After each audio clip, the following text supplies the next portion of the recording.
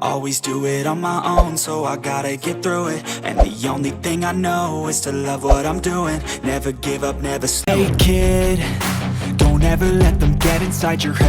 Hello guys, mag-unboxing tayo ng pasok sa budget phone na pwede na sa specs ang presyo. Ito nga pala ang Infinix Smart 9.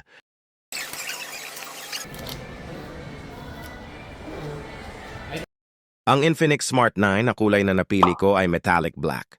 Meron din mint green, sandstone gold at neo titanium. Inside the box, meron tayong USB Type-C cable.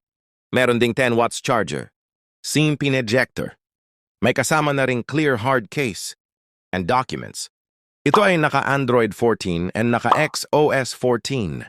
Meron tayong power button, kasama na dito ang side-mounted fingerprint at volume racker. Sa kabilang side, dual nano SIM at dedicated microSD. Sa ilalim naman, 3.5mm jack phone, microphone, Type-C port at dual speaker.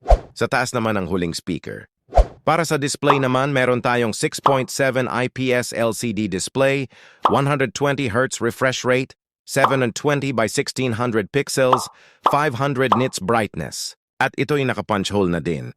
Pagdating naman sa rear camera, ito ay naka-crystal clear na 13 megapixel at auxiliary lens. Ito ang mga sample shot ng Infinix Smart 9.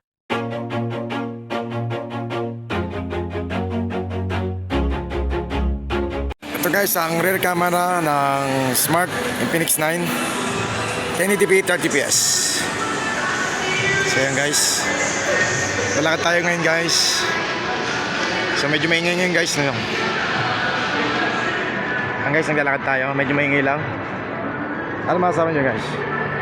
Ang front camera nito ay naka-punch hole na at naka-8 megapixel camera. Ito guys, ang front camera ng Infinix Smart 9. So 1080p 30fps. Yan guys, naglalakad tayo. Ano masasabi nyo guys?